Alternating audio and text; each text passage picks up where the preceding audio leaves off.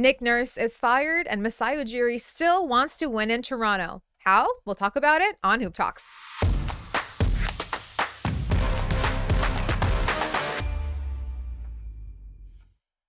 Good morning. Happy Friday. Eid Mubarak to all those who celebrate. But Masai Ujiri had something else in mind this morning. We learned yesterday that he would be speaking to the media this morning at 11 a.m. And we were wondering what that would be about. The trade deadline, the future of the team, who's sticking around. But he managed to answer that question for us super early this morning, actually, Jelani and Justin.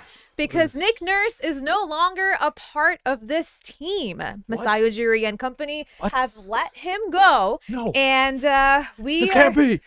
It is, guys. It is. He just spoke to the media. We were all there. Come on, don't even act like it. We all sat. We all watched it. A 45-minute thorough conversation with the Masai Ujiri. And I think we've been waiting for him to speak to the media for a while now, just to give us the insight of what this team now is going to look like, what happened at the trade deadline, what makes him think we need to pivot elsewhere going into the new season. But he dropped the bomb saying Nick Nurse was fired. So first things first, how are we feeling? Jelani Goodridge-Reid. It sucks, man. It sucks. I like Nick Nurse. Sucks. I really do. And I obviously am a supporter of this team. So you want to see them win, right?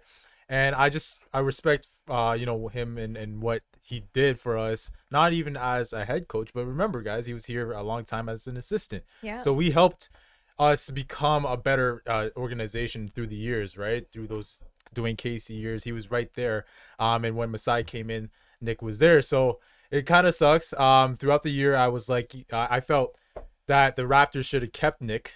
Yes, this year we've seen struggles with, certain systems put in place, certain adjustments and things of that nature. But guys, I truly believe that he's a scapegoat in this situation. I think that the lack of accountability in today's press conference was glaring.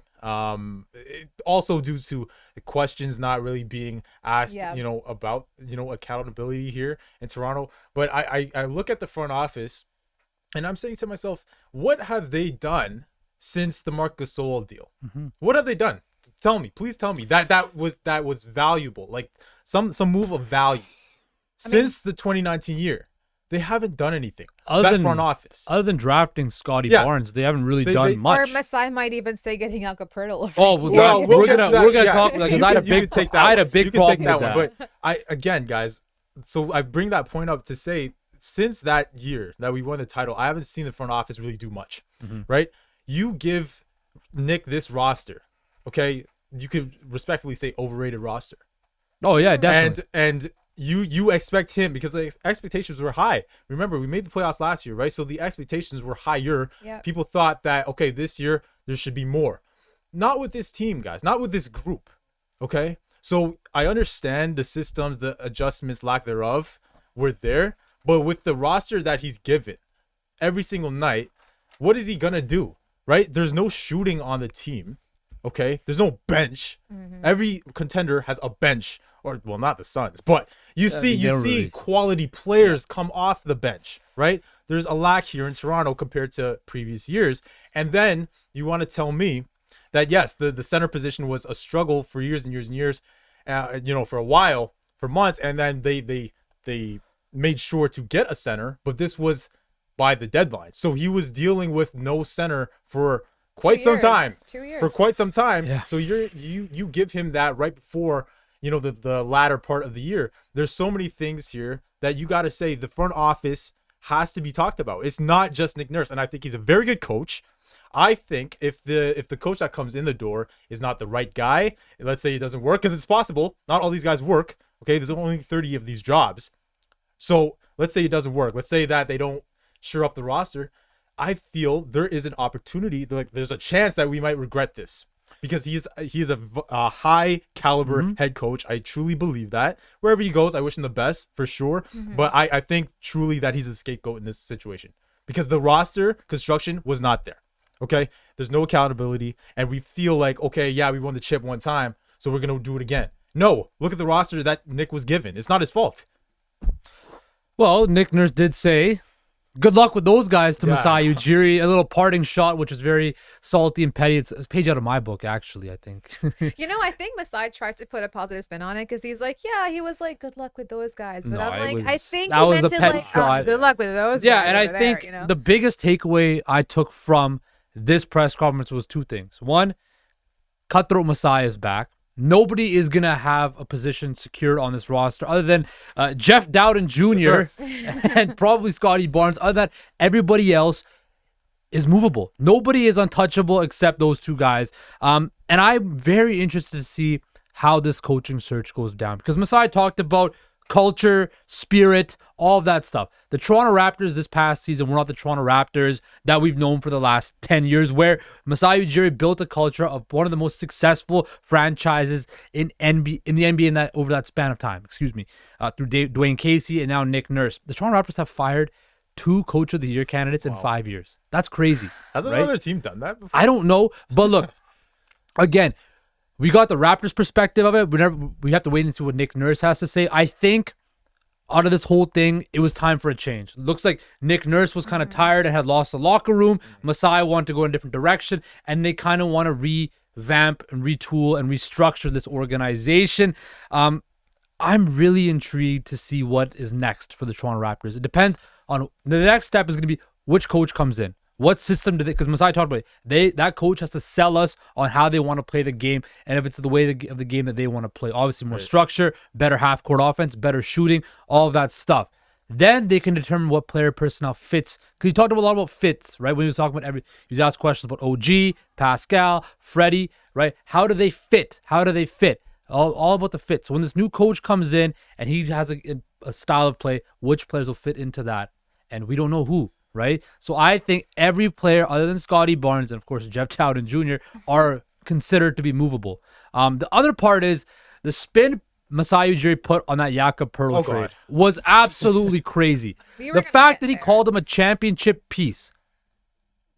He said not just that, a top 10 center. And a top 10 center. And I think Masai is trying to put a spin on this because he knows he fumbled the bag with it. He knows that Poeltl was supposed to be there to get them into the playoffs, not just to play, and it didn't work out. And now he knows that I got to pay this guy probably because if I let him walk, I basically let a first-round pick go away for what? For nothing. Yeah, I will say I think what Masai was...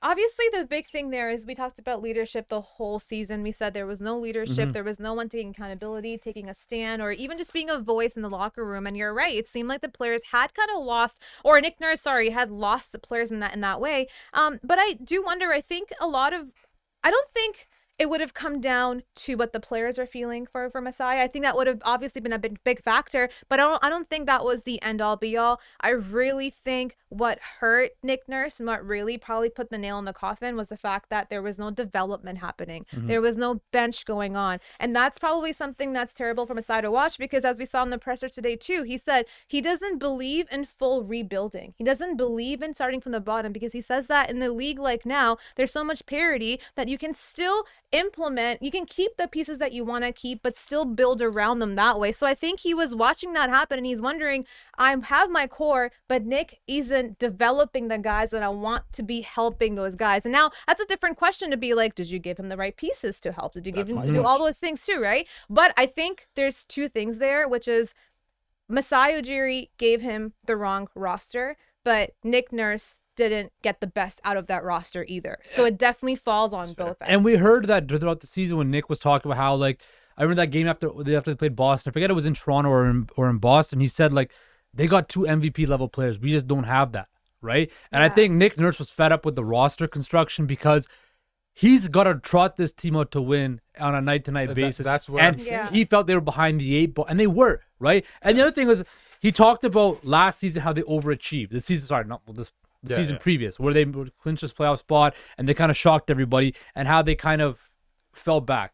And I forget the question. Somebody asked if they were ahead of the curve as a young team, and he's like, "No, we're not. The Toronto Raptors are behind the curve right now. They're a mediocre team that's trying to compete and try to level up to get to being ahead of the curve with the likes of the best teams in the Eastern Conference." And I'm very, very hesitant to believe that the players they have currently can help you win.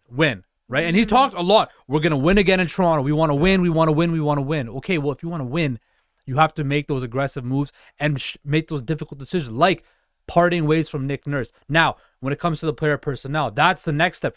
Who are the players that you want to keep, that what you believe in, right? Yeah. Is Fred VanVleet one of those guys? It depends a lot on the coach, like who they bring in exactly for that culture, for the system. And the other thing is, the other biggest takeaway I took was Scotty Barnes. When he said that, look, Scotty was getting pulled in a whole bunch of different directions, right, last summer, and this summer is going to be a lot different. Well, the way I read it was, look, Scotty didn't really put in the work last summer, right? For whatever reason, again, like I just feel like Scotty needs to get in the gym, hone in on his make sure his body gets bigger and stronger, make sure he hones in on that jump shot.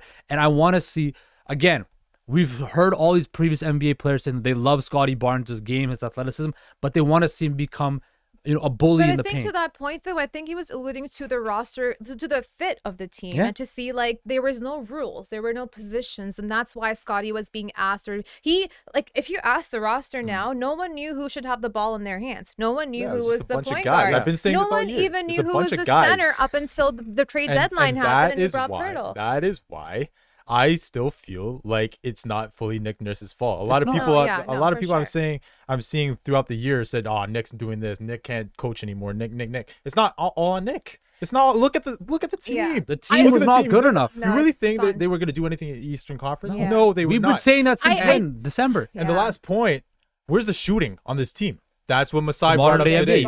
Again, there's going to be big changes. We've predicted this throughout the year, right? But yeah, the shooting has to be there because it wasn't. We were in the basement all year long in that area, all year long for the bench, right? So I want to see how this team's going to look moving forward. I want to see what coach is going to be brought in because we see the names, right? We see the names being brought up. I mentioned a couple of shows ago they might stay in-house. That's maybe my prediction. But now we're seeing more reports come out that they're going to look at bigger names. Ime Udoka has been the guy, quote unquote, the poster child for the next coach of the Toronto Raptors. So what are your thoughts on that?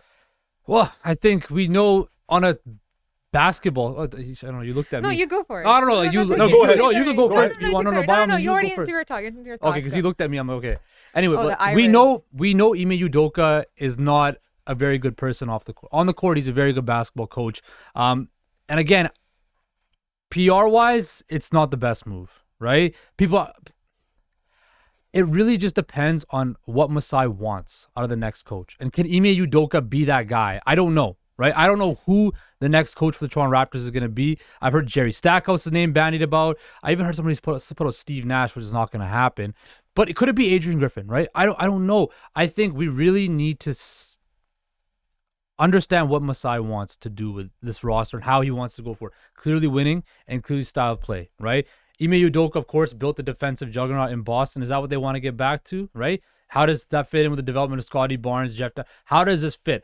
And that's interesting too, because I think they mentioned shooting a lot and offense a lot. So if you're going to be bringing in Ime Udoka, you understand that his base is still defense. So how is that going to help you get the shooting going if your chance still is to kind of figure out what the core is there? Because the other point too is Masai kept talking about changes and moving things around and having that shock factor and that value, because that's when you know that the culture is now about to shift. But then he kept also mentioning that, well, we do have some guys that we want to keep. There are people that we value and things. So that's what I'm like, how much of change are we going to see actually happen once that transpires, So, I don't know. And again, like, we don't know. There could be certain coaches that could be leaving positions throughout from the playoffs too. Whatever first round. I look at Kenny Atkinson. I know Houston might be in that, but he's one of the better coaches in the league. Remember, he actually got hired by the Hornets, and then he backtracked from that. But I would look at him too. But yeah, whoever gets brought in definitely must help change the culture, because today's comments by Masai, a lot of it had to do with just this year. Earlier on, it wasn't the same group, like it wasn't the same vibes from the team. And year after year after year, we've seen previous years how the Raptors were able to gel. This year he felt like it just wasn't there from coaching from Nick Nurse and how he felt throughout the year, and that trickled down to obviously the players. And we knew throughout the year, there were so many rumors about trades and stuff like that. So that also might have played a role in things. But yeah, whoever comes in the door, he has to definitely change the culture. We have to get back. I agree with Masai. We have to get back to, that Toronto Raptors culture that has been built with this Masai, Ujiri run with Bobby Webster and company. Well, he mentioned things like complacency, selfishness, contracts this year, right? You can't have that. You can't have that, right? And with this team, and you've said it a bunch of times, you never hear anything from this team except this year. This year, we heard so much noise about, OG Anunoby's not happy with his role. Fred VanVleet wants this on his new contract. Gary Trent Jr. wants this on his contract, right? Yeah. There was so much noise from the Toronto Raptors this year that you just never saw or heard from before, right? We've heard about like certain rumors, but then it stems back from the Kevin Durant trades too, right? The trade talk where, they were very prominent in that. There was a lot of stuff being thrown around and that just carried on for the season. And I think one thing he also mentioned that I really do agree with was the organizational goal, right? He talked about how they need to all refocus and refine that organizational goal and believe in that from top to bottom. And that did not happen this year. People had their own separate agendas, whether that was contracts or, not happy with the roster construction, this or whatever, right? But do you think like this is the only reason why I think I will give, not the only reason why, but I think I will kind of understand where Masai's coming from, because first and foremost, like when your team's not clicking, nothing's happening, and no one's really having a voice in there, who do you get rid of first and foremost? The coach. The coach gets changed out, and you figure out, is the coach the problem or is the Scapegoat. roster the That's what problem? I'm Yeah, saying. absolutely. And But on the other side too, though, like as you just mentioned, selfishness, complacency, all those things, those are things that it's up to the coach to kind of manage, in my opinion. If you're the leader in the locker room, that's something for you to manage. And I think on top of the development stuff too, it could not have been what Nick Nurse, that he's not a good coach. He's obviously one of the best coaches. He's the best coach of the Raptors history, right? I think it was more so about, along with the development factor, maybe the personality a little bit. He's got a big personality, Nick Nurse, right? Well, not just that. Like, if you Masai said so himself in the press conference, he said that he was not happy with those Philly comments. That should not have happened. And that shows you a lack of leadership and a lack of thought process, right? Again, with the selfishness. If you have guys who are going to be up for contract, it's up to you to manage personality. He did say it didn't have anything to do with his decision. I think that's I cap. think that's cap. cap. But yeah, Huge. like it was just a tough year in general, right? It was a tough year in general, so there had to be something happening, right? And locker room. Nick, yeah, I do think though we might miss him. We'll see. No, maybe we won't. The Maybe Raptors will if definitely we bring in a guy that could coach and that could bring us up to that level that we expect. Yeah. Then maybe we won't. But right now, I'm just saying we'll see. Like I really do trust though. I do trust Masai and Bobby to figure this out. I do, right? Because we've seen it before. We were in the gutter and they brought us back up. But that we'll was see. so okay. When Masai first came in, what was it, 2013, right? 2013, right? The Toronto Raptors, where they just this Chris Bosh remnants were still there. They had Rudy Gay and DeMar DeRozan and new Kyle Lowry. They were in the middle of nowhere, kind of where they are right now. They're kind of stuck in the middle. He built a competitive Eastern Conference first seed, eventually NBA championship roster, right? This team now, the culture that he built over the last 10 years, they have to evolve now. You have to have a new messaging. You have to have new players, and you can't stay true to the players as hard as it is. Well, we've said this. Yeah, we've been saying it since, when did we start saying it? Well, since September. Yeah, right. I think you joined the bandwagon December. in like December, right? I think I really want to see the Toronto Raptors be very aggressive in remodeling this roster. And I think Masai has mentioned that, right? I love the fact that nobody's job is safe. And I think that right there will... So dark. I love What? that. I know, I get it. That's I good. completely get it. No, Yeah. I'm thinking out of context. Yeah, like, that. out of context. But it's true. no, it's true. Whether they I'm not trade saying it's not true. this summer, that's gonna put players gonna get that message and be like, I need to get in the gym and work on my game. I need to recommit to my thing, right? And I think that's what the Raptors need. And we'll see how the coach situation pans. He said he wants a new coach in by the draft, which is coming around, end of June, right? Yeah. Right Yeah, after- he has a bit of time. So they got some time, and I want, again, Nick Nurse will be fine, but he will be missed. I think Nick Nurse is a guy who, fresh start for him too is probably needed as well. And I think that's probably why those Philly comments came out, because he was tired of it. He's been here for 10 years, as he mentioned, and it was just time to, and sometimes it's just good for both ways to split apart and go separate ways, and a new message. Again, I would thought they should have kept Nick Nurse and found players that they could fit that culture that they built. But Yeah, we'll see. massive changes are happening. It's going to be a busy offseason. I can't Yeah, wait. we'll see what the roster's saying. Like, I don't know, Nor, do you expect a big move or something? Because remember, a lot of people are comparing this to 2018. Like when It's we not when we comparable. fired. Is it comparable though? Well, people are comparing It's it though not comparable. because we couldn't get it done, right? And then we were But- stuck, and then we fired the coach, and then boom. The thing with the 2018, before I give it back to you, was They were an Eastern Conference powerhouse for years, and they just couldn't beat LeBron James, right? They had playoff failures. This team right here, last 2 or 3 years, hasn't made the playoffs. Yeah, I know. And they got waxed in 6 games. Well, again, they were down 3-0, and then they Philly kind of put their foot off the gas pedal. They missed 18 free throws in a game In a play-in game. that should have been And won. And yet we want to blame Nick Nurse. Okay, their cool. so-called best player. Stop it. They're all NBA hopefully player according to Masai Ujiri. Top 5. Yeah, top 5 player, Pascal Siakam, right? Yeah, no, I don't know. I just think it's going to be interesting because I think there's a lot of things that Masai said in that conference where I'm like, yes, we are definitely edging towards a new era, a new team. We'll see what they look like in October. But at the same time, I'm like, he's also kind of propping up the players that we already have. So what are we doing? He also says that he doesn't believe in full rebuilding or tanking. So he wants to still keep certain level of this team intact the way that it looks. It's going to be, it's already started, ladies and gentlemen. This is April 21st, and the Raptors have already fired Nick Nurse. So you can just imagine this offseason is about to be chaotic, crazy. There's going to be so much to talk about, so many rumors, so many new coaches being announced. Players, are they staying? Are they going? Who's coming? Who's leaving? Justin's got a finger up. I got a question for you guys. I got a question. Oh, no. So you know how I said when the season ended, I think Fred VanVleet stays over Pascal Siakam, right? After today's comments, do you think that still warrants truth, or do you think that they're both gone? I don't know in terms of those two. I really don't. I don't know. I think anything could happen. I want to see what the coach. I want to see who the coach is going to be. But you know, if I was running the team, right, I have to explore my options in terms of Pascal Siakam, right. I would love to keep Fred VanVleet because he's bet on yourself. I know he's a dog. He's a dog. The mentality. And if you look at the team, he's the backbone of this group. Yeah, right. He's the spine. But as for Pascal Siakam, who's an all-star, I would give him respect there. He's a champion. We know this, most improved. But same time, I do want to explore that. I should explore that. And I think that OG is definitely on the block to move, because when he said that he's expendable, he's the best two-way player, one of the best two-way players in the league pound for pound, right?